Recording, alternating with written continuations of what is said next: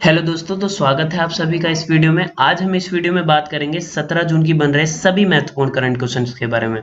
चलिए दोस्तों, शुरू करते हैं आज की पहले क्वेश्चंस के बारे में।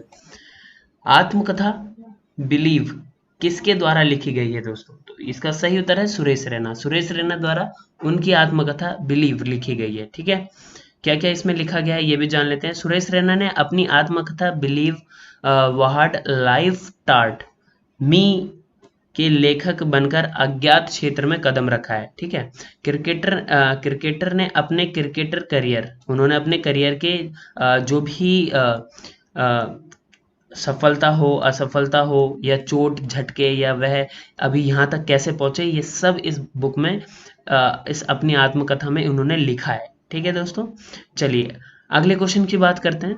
तो अंतर्राष्ट्रीय पारिवारिक प्रेक्षण दिवस कब मनाया जाता है? तो इसका सही उत्तर है 16 जून। 16 जून को अंतर्राष्ट्रीय पारिवारिक प्रेक्षण दिवस मनाया जाता है दोस्तों।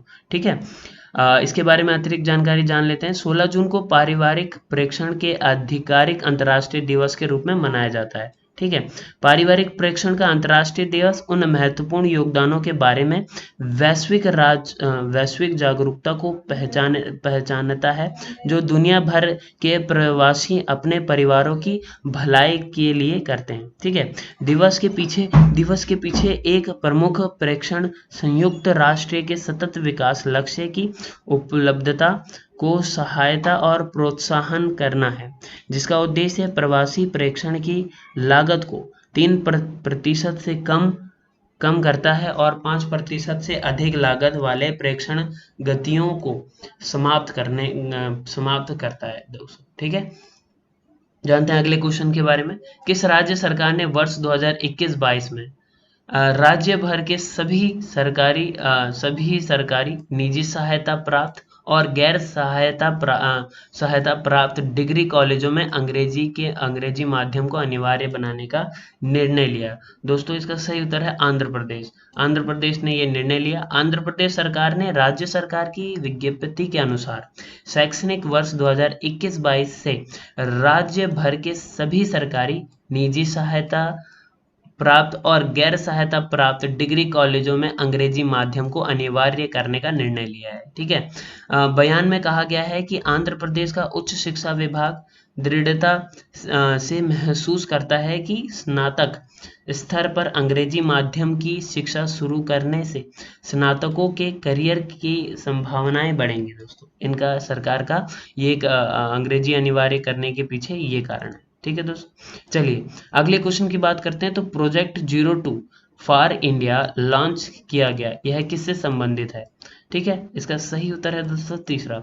मेडिकल ऑक्सीजन के उत्पादन को बढ़ावा देने के लिए यह प्रोजेक्ट 0.02 फॉर इंडिया चलाया गया है। ठीक है, सरकार ने मेडिकल ऑक्सीजन की आपूर्ति बढ़ाने के लिए प्रोजेक्ट 02 फॉर इंडिया लॉन्च किया है। ठीक है, प्रोजेक्ट 02 फॉर इंडिया का उद्देश्य मेडिकल ऑक्सीजन की बढ़ती मांग को पूरा करने के लिए देश की क्षमता को बढ़ाने के लिए काम कर रहे हितधारकों की मदद करना है। ठीक है, परियोजना के तहत एक national consortium of oxygen zeolites और जैसे महत्वपूर्ण कच्चे माल की आपूर्ति और सक्षम कर रहा है। ठीक है, छोटे ऑक्सीजन संयंत्र की स्थापना, संप्रेषण का निर्माण, अंतिम उत्पादन जैसे ऑक्सीजन प्लांट हो गया, कंसेंट्रेटर हो गया और वेंटिलेटर, इन सब का इसमें निर्माण होगा ज़्यादा से ज़्यादा उतना कि जितना हमें चाहिए हो। ठीक है, तो जिस तरीके से अभी कोरोना फैल रहा है उसकी अगली वेव आनी बाकी है ऐसा कहा जा रहा है, तो इसके लिए सरकार अपनी तरफ से पूरी बंदोबस्त करने का प्रयास कर रही है दोस्तों। ठीक है, चलिए अगले क्वेश्चन की बात करते हैं। तो मेडिसिन फॉर द स्काई पहले किस राज्य सरकार द्वारा शुरू किया गया है? दोस्तों इस वीडियो से पहले हम करीबन 4-5 दिन पहले हमने मेडिकल फॉर द स्काई करके एक योजना पढ़ी थी जो कि फ्लिपकार्ट ने शुरू की थी। फ्लिपकार्ट क्या करेगा कि वो ड्रोन के द्वारा उन क्षेत्रों में दवाई पहुंचाएगा जिस क्षेत्रों में डिलीवरी नहीं हो पाती है। उसी तरीके से एक ये भारत की एक राज्य सरकार ने इसी प्रकार की एक योजना चलाई है। ठीक है, तो इसका सही उत्तर है आपका तेलंगाना। तेलंगाना सरकार ने medicine for the sky sky ये योजना चलाई है। ठीक है, इस परियोजना के तहत विकाराबाद जिले चिन्हित हवाई क्षेत्र का उपयोग करके टीकों और दवाओं के वितरण के लिए बियॉन्ड बियॉन्ड विजुअल आइन ऑफ साइट ड्रोन उड़ानों का उपयोग किया जाएगा। ठीक है, आईटी मंत्री के टी रामा राव ने कहा है, the sky for the sky माध्यम से तेलंगाना ऐसा पहला राज्य बन गया है जिसने टीकों और आवश्यक वस्तुओं की दृष्टि से ड्रोन डिलीवरी की दृष्टि सीमा से परे पायलट किया है। ठीक है, ये पहला राज्य है जिसने इस प्रकार की योजना शुरू की है, ऐसा कहना है किसका, आईटी मंत्री। ठीक है, चलिए दोस्तों, अगला क्वेश्चन हमारा, जो बिडेन ने भारतीय अमेरिकन नागरिक अधिकार वकील को संघीय न्यायाधीश के रूप में किसे नामित किया है। ठीक है, तो भारत की मूल निवासी थी वो, अभी भारतीय अमेरिकन नागरिक थी, अमेरिका में रहती थी, एक वकील थी जो कि संघीय न्यायाधीश के रूप में चुना गया है उन्हें। तो उनका सही उत्तर है सरला विद्या नागला। ठीक है, इन्हें आपका क्या बोलते हैं, संघीय न्यायाधीश के रूप में नियुक्त किया गया है। जो बिडेन ने भारतीय अमेरिकन नागरिक अधिकार वकील को संघीय न्यायाधीश के रूप में नामित किया है। यदि सीनेट द्वारा पुष्टि की जाती है तो संघीय अभियोजना सरकार विद्यानगर कनेक्टिंग जिले के जिला न्यायाधीश में सेवा देने वाली दक्षिण एशिया मूल की पहली न्यायाधीश बन जाएंगे। ठीक है, नागला ने 2008 से 9 तक US Court of Appeals for the Ninth Circuit में जज सुनान ग्रेबर के लिए लॉ क्लर्क के रूप में अपना कानूनी करियर शुरू किया था। ठीक है, 2008 से 9 तक। ठीक है, चलिए, नागला वर्तमान में कनेक्टिंग जिले के अमेरिकी अटार्नी कार्यालय में प्रमुख अपराध इकाई के उप प्रमुख के रूप में कार्यरत है। ठीक है, चलिए दोस्तों, अगले क्वेश्चन की बात करते हैं।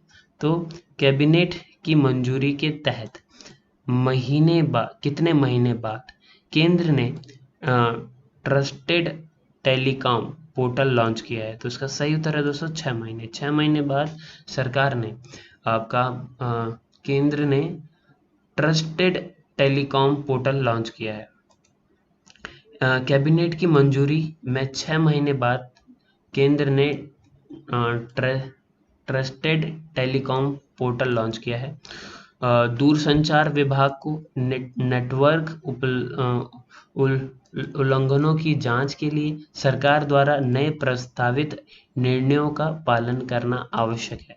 दोस्तों, दिन पर दिन आप देख ही रहे हैं कि सरकार द्वारा कितने नियम लेके आ रहे हैं, जैसे व्हाट्सएप हो गया, ट्विटर हो गया, हमने एक शिकायत अधिकारी अभी व्हाट्सएप ने भी नियुक्त किया है। ठीक है, फेसबुक ने भी नियुक्त किया है। तो ये भारत सरकार द्वारा इन कंपनियों में पकड़ बनाने की है, क्योंकि इससे पहले पकड़ नहीं थी, तो अब प्रयास किया जा रहा है। ठीक है, राष्ट्रीय सुरक्षा परिषद सचिवालय के साइबर विंग के तहत नया पोर्टल दूरसंचार सेवा प्रदाताओं को केवल विश्वसनीय या प्रमाणिक स्रोतों के माध्यम से उपकरण का उपयोग करने के लिए अनिवार्य करेगा। ठीक है दोस्तों, चलिए अगला क्वेश्चन है, किस भारतीय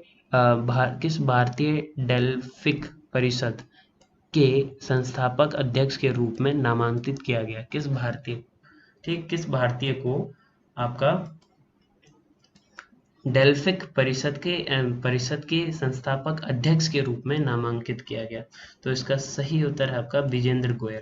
ठीक है, विजेंद्र गोयल को भारतीय डेल्फिक परिषद के संस्थापक अध्यक्ष के रूप में नामांकित किया गया। दोस्तों, श्री विजेंद्र गोयल झारखंड के पूर्व विशेष प्रतिनिधि केंद्र श्रम और रोजगार मंत्री के पूर्व सलाहकार, भारत सरकार के अध्यक्ष, राष्ट्रीय आपदा प्रबंधन परिषद एसोचैम सदस्य, बीम टेकेंद्रजीत विश्वविद्यालय, मणिपुर की शासीय परिषद और दक्षिण एशिया के भूकंप ऑनलाइन अनसाइट प्रारंभिक चेतावनी प्रौद्योगिकी शुरू करने के लिए जाना जाता है। ठीक है, इतनों में ये काम कर चुके हैं। ठीक है, चलिए अगला क्वेश्चन है, यूरो 2020 किस खिलाड़ी ने सबसे अधिक गोल करने का रिकॉर्ड बनाया? तो इसका सही उत्तर है क्रिस्टियानो रोनाल्डो।